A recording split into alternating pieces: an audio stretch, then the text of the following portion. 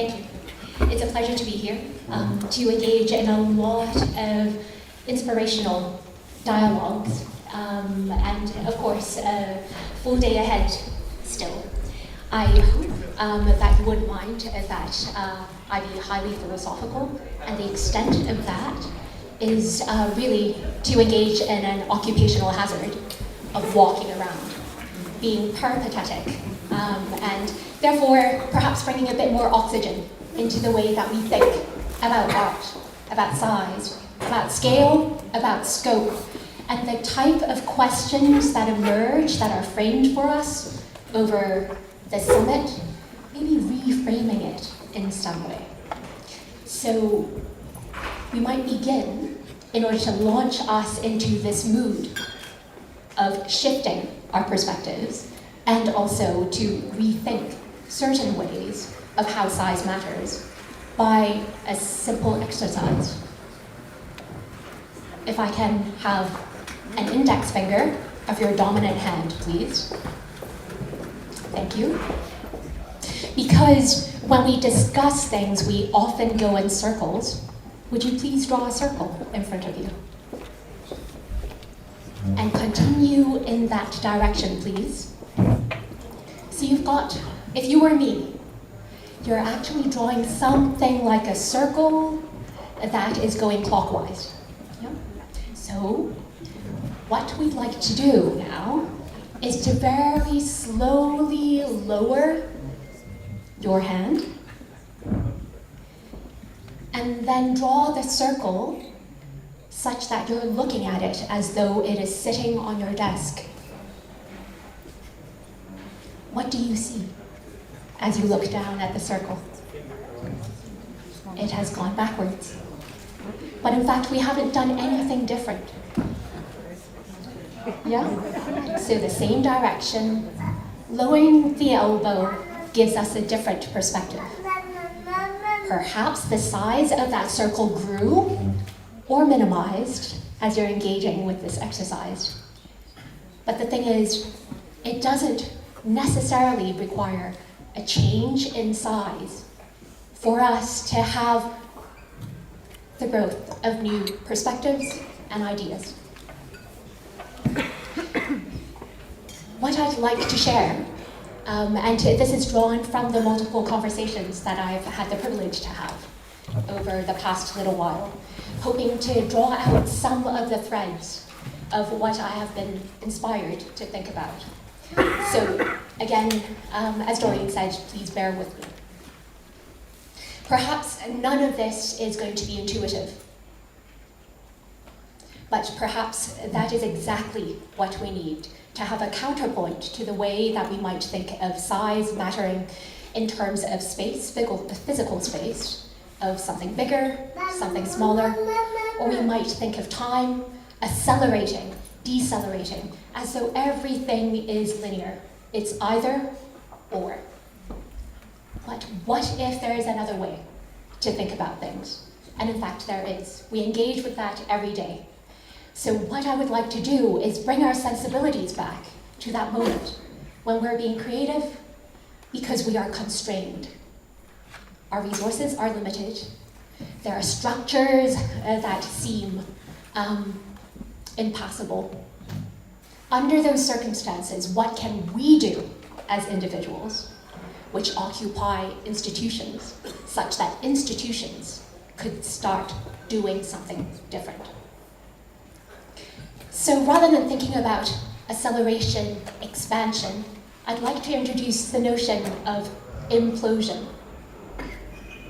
A concentration of matter and energy.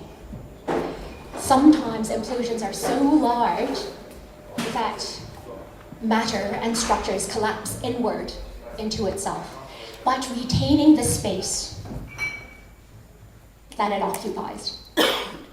So we're talking about this collapsing inwards rather than explosion outwards. How can we think of implosion as a moment for change, especially institutional change? So what implosion usually requires, and we might then recall, conjure, use our imagination to maybe think about, I don't know, the official video for Under Pressure by Queen, right? Disaster, demolition sorts of images, crowded streets, as though the world is so saturated with matter that at some point something is going to happen. What we see there is an increase in density and intensity, perhaps. So in effect, we are talking about implosion happening because things are more concentrated. It's compressed, and it's converted into a new material that is denser than the original. The object then reacts from inside out, rather than dealing with the forces that compels and propels us towards change. In the same way that your index finger was able to demonstrate that change could happen through a very simple exercise and gesture, what I'd like to put to you is that change comes from inside out in the same motion that compression of densities, intensities, and concentrations allow us to implode, but perhaps in a more metaphorical, less physical instance. In the previous presentation, we had a slide about the sublime, that we're overwhelmed by awe, by vastness and grandeur. I wonder whether there is a way, and here is the counterintuitive bit, that being overwhelmed by awe is a sort of engulfment, that you might feel enclosed, that it might be stifling, that there are constraints that precipitate the exercise of strategies, right, creative constraints, that might lead to creative destruction if we listen to Schumpeter. That propels us to shift paradigms of repertoire, of making, and returning to an ethics of critical making to open up accounts of and accountability for anomalies, the eccentricities that make art so magical, so different, that allows for the multiple interpretations of audiences that may require knowledge, but also really just requires an engagement with cultural objects, if you will, and spatial environments. Alongside implosion, let me introduce another concept. The idea of invisibilization, to render oneself invisible. Again, that is perhaps not the most obvious way to grow. But just to tap back into poetic and artistic temperaments, we might remember Arthur Rimbaud, when he wrote Saison. In one of his poems, he writes, and I summarize and translate in English. So in the morning, I wake up, and I have a look so vacant, an expression so dead, that those I met perhaps did not see me. It's a projection of self into the world, that what is internally felt somehow matters to what is externally perceived. If that is a sentiment that allows for that kind of retreat to render oneself invisible, we might then rethink what we understand as being overwhelmed by awe, to be engulfed. There is a dread of being seen in that particular poem. There's a longing to be invisible. In fact, to be seen is to suffer another person's gaze, to be held, to be fixed, to be judged, to have to appear in speech and action, which, according to Hannah Arendt, is the point of being political, that you appear in the light of the public. Well, this kind of personal retreat allows us a different relationship to oneself and other. So with this dread of being seen, to be seen then is to suffer engulfment. And according to Rimbaud, the implosion of the self.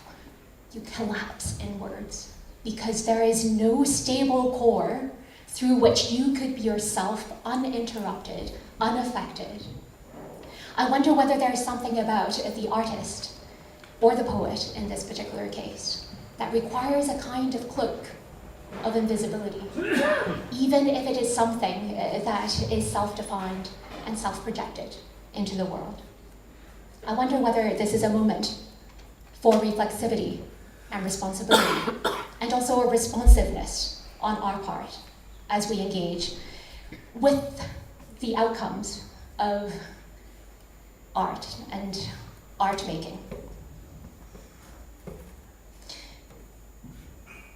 And this is a third concept that starts with an I.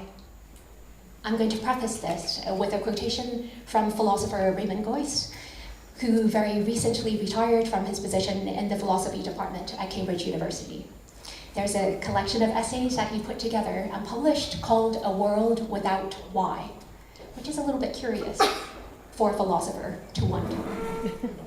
In fact, we might all be out of jobs if it's the case that we don't want to get to the bottom of something, that we don't want to seek reasons or explanations of why things happen.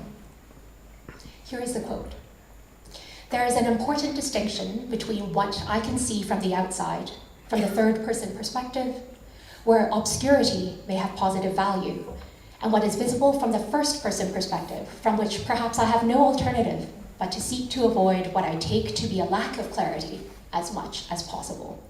This would mean valuable obscurity would necessarily be a byproduct, like happiness, not something one could, with any hope of success, intentionally strive for, but something that will result only from a process of aiming at something else.